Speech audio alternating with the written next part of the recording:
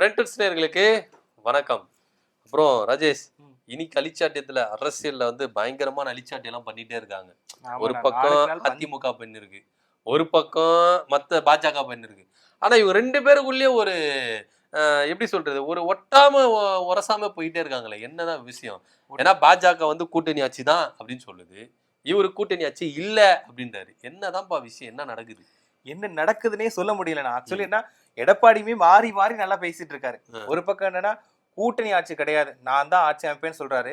இன்னொரு பக்கம் என்னன்னா அதிமுக தொண்டர்களை குஷிப்படுத்துறதுக்காக அவங்கலாம் சொல்றது சும்மா வெத்து வேட்டுக்கு சொல்றாங்க. அதாவது அமித்ஷா சொல்றது வந்து எதுக்கு சொல்றாருன்னா, பாஜக தொண்டர்களை சமாதானப்படுத்துறதுக்காக கூட்டணி ஆட்சின்னு சொல்றாரு. ஓ, அப்போ கூட்டணி ஆட்சின்னு சொல்றது வந்து பாஜக காரங்களை குஷிப்படுத்தணும். சும்மா அவங்க வந்து ஓகே நம்மளும் ஆள போறோம் அப்படின்னு ஒரு குதூகலம் ஆக்குறதுக்காக சொல்ற வார்த்தை. அப்ப உண்மையிலே இல்ல, கூட்டணி இல்ல. சும்மா அது வந்து. ஆனா அமித்ஷா அவர்கள் சொல்றாரு கூட்டணி தான், அதுல எந்த விதமாற்ற இவ்வளவு ஏங்க 2 நாளைக்கு முன்னாடி வந்து என்ன சொன்னாரு, நாங்க ஆட்சியில அதிகாரத்துல பங்கு கொடுக்குது நானா ஏமாலியா அப்படின்லாம் சொன்னாரு. ஆமா, எடப்பாடி சொல்லி. ஆமா, எடப்பாடி சொன்னாரு. அதுக்குதான் விளக்கம் கொடுத்திருந்தாரு. நான் வந்து அது வந்து திமுகவை வந்து என்ன கேட்கறதுனால அவங்களுக்கு பதில் கொடுக்கறதுக்காக அதை சொன்னேன். நான் அமித்ஷாவை தாக்கி பேசுறதுக்காக சொல்லல. அப்படி கொடுத்திருக்க கூடாது. திமுகவுக்கு நீங்க பதிலடி கொடுக்குறீங்கன்னா வேற மாதிரி தானே கொடுத்திருக்கணும். அவருக்கு பேச தெரியாம பேசிட்டாரு, திருப்பி சமாளிக்கிறதுக்கு என்ன வார்த்தை சொல்லணும்னு தெரியாம அப்படி சொல்லிட்டு இருக்காரு. சரி, ஓகே, சமாளிக்கிறதுக்கு இதை சொல்லிட்டாரு.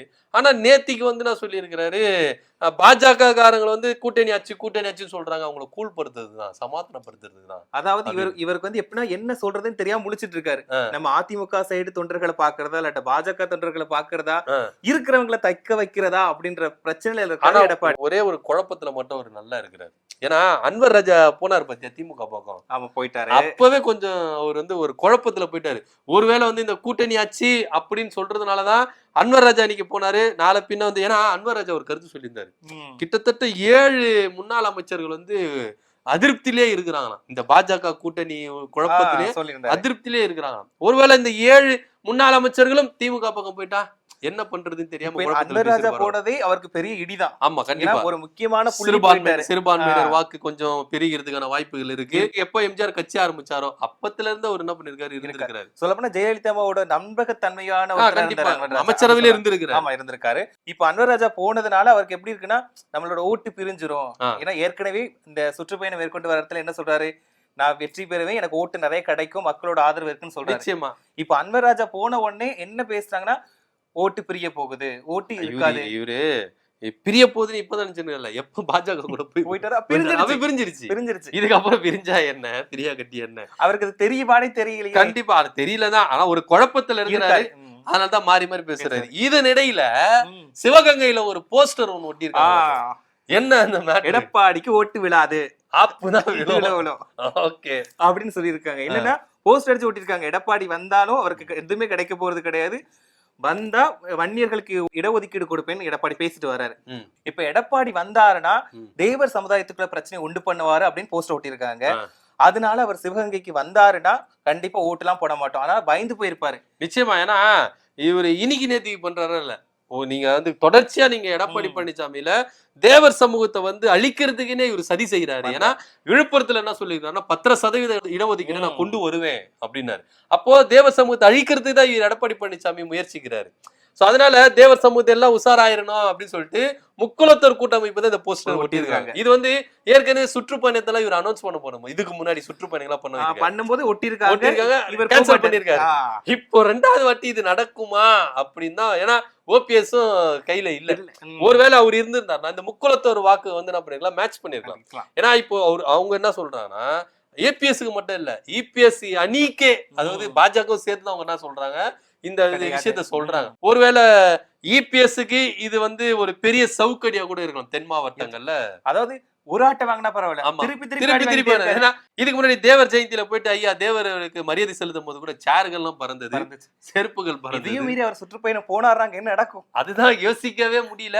ஒருவேளை பேக் அடிச்சிருவாரு, மரியாதை நிறைய கிடைக்கலாம். கண்டிப்பா நிறைய கிடைக்கும். ஆனா இப்படி இருக்கக்கூடிய நிலையில இப்போ வந்து துணை குடியரசுத் தலைவர் ஜெகதீப் தங்கர் வந்து ராஜினாமா பண்ணிருக்காரு. அதாவது மருத்துவ காரணங்களுக்குன்னு சொல்லியிருக்காரு. இல்ல ஏதாவது வேற விஷயங்கள் ஏதாவது இருக்குமா? நிச்சயமா இதுக்குள்ள வந்து பல சந்தேக கேள்விகள் இருக்கு. ஆனா இந்த கேள்வி எல்லாம் அக்செப்ட் பண்ணிக்கிற மாதிரி இருக்கு, இதெல்லாம் இருக்காதுப்பா அப்படின்ற மாதிரி இருக்குது. இலைமறை காயா இருக்கு. ஆமா, இலைமறை காய் ஆனா இல்ல அப்படின்ற மாதிரி இருக்கு. இந்த எஜே சூரியன் சொல்லுவாரு, இருக்கு ஆனா இல்ல அப்படின்ற மாதிரி தான் கருத்துக்கள் வந்து என்ன பண்ணாங்கன்னா மோதலா வருது. ஏன்பா இவர் வந்து பதவியை ராஜினாமா பண்ணணும் அப்படின்னு. இவர் என்ன சொல்லியிருக்காருன்னா, எனக்கு இதய கோளாறு இருக்குது, மருத்துவர்களுடைய அட்வைஸ் படி நான் என்ன பண்றேன், அரசியலமைப்பு சட்டத்துக்கு உட்பட்டு 67A படி நான் என்ன பண்றேன், ராஜினாமா பண்ணிட்டாரு. ஆனா இந்த ராஜினாமா கடிதத்தை உடனே அக்செப்ட் பண்ணியிருக்கிறாங்க. அதுதான் இங்க வந்து சந்தேகத்துக்கு ஏன் பண்றாங்க அப்படின்னு. இப்ப ராஜினாமா பண்ண வேண்டியதுக்கு அவசியமும் இல்ல. ஆனா அவர் சொல்ற ரீசன் வந்து மருத்துவ காரணமா இருக்கு. ஆமா, இப்ப நீங்க நல்லா வேலை செய்றீங்க, இப்ப நான் வந்து இந்த வேலையில இருந்து நான் ராஜினாமா பண்றேன்னா உங்க கிட்ட கேட்பாங்க, என்னப்பா குறை, எதுக்கு நீ ராஜினாமா பண்ற, எதனா உனக்கு எதனா மனசு குறைவா எதனா நடந்துட்டனா, இல்ல எதனா செஞ்சுட்டனா, எதுக்கு நீ ராஜினாமா பண்ற அப்படின்னு கேட்போம்ல. ஒரு நீங்க உங்க பதில கொடுங்க அப்படின்னு கேட்போம். ஆனா ஜெகதீப் தன்கர் ராஜினாமா கடிதத்தை கொடுத்தோன்னு எதுவுமே கேட்கல, உடனே அக்செப்ட் பண்ணிட்டாங்க. ஏன்னா இதுக்கு பின்னாடி வந்து நிறைய விஷயத்த சொல்றாங்க. ஏன்னா கொஞ்ச நாளைக்கு முன்னாடி மோகன் பாகவத் என்ன சொன்னாரு, 74 வயசு ஆயிருச்சா, ஒதுங்கிக்குங்க, அடுத்தவங்களுக்கு சான்ஸ் கொடுங்க. அதாவது பிரதமர் மோடிக்கு சொன்னாரு, நீ ராஜினாமா பண்ணிருப்பா, அடுத்த ராஜினாமா பிரதமர் நாங்க கொண்டு வந்துருவோம் அப்படின்னு சொன்னாரு. சோ அதுக்கு ஒரு மெசேஜ் சொல்றாரோ, எனக்கு 74 வயசு ஆயிருச்சு, நான் குடியரசு துணைத் தலைவர் பதவியை ராஜினாமா பண்ணிட்டு போறேன், நீங்களும் பிரதமர் பதவியை ராஜினாமா பண்ணிட்டு போகணும்னு மெசேஜ் சொல்றாரா, இல்ல மோடிக்கும் இவருக்கு வந்து நிறைய ஒரு கருத்து வேறுபாடு, ஒரு அழுத்தம் கொடுத்திருப்பாங்களோ? கண்டிப்பா அழுத்தம் கொடுத்திருக்காங்க. ஏன்னா இந்த யஷ்வந்த் வர்மா இருக்காருல்ல, நீதிபதி யஷ்வந்த் வர்மா, வீட்டுல கட்டுக்கட்டா பணம் மாட்டிச்சு, அந்த பணம் கூட எந்த இல்லப்பா அப்படின்னு சொன்னாரு. அவரை ராஜினாமா பண்ண, அவர் தகுதி நீக்கம் செய்யணும்னு சொல்லிட்டு கிட்டத்தட்ட எம்பிகள் 100 பேர் என்ன பண்ணிருக்காங்க, அந்த கடிதத்தை கொடுத்துருக்காங்க, தகுதி நீக்கம் செய்யுங்க அப்படின்னு. அத மத்திய அரசு ஆலோசனை இல்லாம இவர் அக்செப்ட் பண்ணி வாங்கிட்டாரு. இது கூட அவருக்கு காரணமா இருக்கு, வெறுப்பு உண்டாச்சு. ஏன்னா மோடி கிட்ட இருந்து வெறுப்பை சம்பாதிச்சிட்டாரு. இது மத்தியில ஜேபி நட்டாவுக்கும் இவருக்கும் சில மனசு கசப்புகள்லாம் நடந்திருக்கு. அதனால இவங்களா தூக்குறதுக்கு பதில் எதுக்குப்பா நம்மளே ராஜினாமா பண்ணிட்டு போயிடலாம் அப்படின்னு சொல்லிட்டு தான் ராஜினாமா பண்ணது சொல்றாங்க, பேசிக்கிறாங்க. ஆனா அதிகாரம் அவர் கையில இருக்கும்போது அவர் இதுக்கெல்லாம் பயந்துட்டு எடுக்கலாமா? அதுதான், ஒருவேளை நெருக்கடி கொடுத்துருக்கலாம்ல. ஏன்னா பாஜக மீறி இவரால செயல்பட முடியாது. குடியரசுத் தலைவர் என்னங்க பண்றாங்க, அப்படிதானே இருக்கிறாங்க. இவர் குடியரசு துணைத் தலைவர் தானே, அதனால ஒண்ணும் பண்ண முடியாது. இருக்கலாம். இந்த கேள்விகள்லாம் நம்மளுக்கு வந்து சந்தேகத்தை ஏற்படுத்துற மாதிரி தான் இருக்குது. அக்செப்ட் பண்ணிக்கிற மாதிரி இருக்கு, அதெல்லாம் இருக்காதுப்பா. அவருடைய உடல்நிலை கருதி, ஏன்னா அவருக்கு வயசாயிருச்சு, அவர் உடல்நிலை கருதி என்ன பண்றாரு, இதுக்கப்புறம் வந்து மாநிலங்களை வந்து கத்த முடியாது, சண்டை போட முடியாது, உறுப்பினர்கள் கேட்கலாம், நான் வந்து சத்தம் போட முடியாது, கத்த முடியாதுன்றதுனால அவர் ராஜினாமா பண்ணிருக்கலாம். இதுக்கு வந்து காலம் தான் பதில் சொல்லும், பொறுத்திருந்து பார்க்கலாம். கண்டிப்பா. சரி ராஜேஷ், இப்போ வந்து கொஞ்சம் சில அலிச்சாட்டியங்கள்லாம் நம்ம வந்து பார்த்தாச்சு. நாளைக்கு வேற ஒரு நியூஸோட வந்து மக்களை சந்திக்கலாம். நன்றி, வணக்கம்.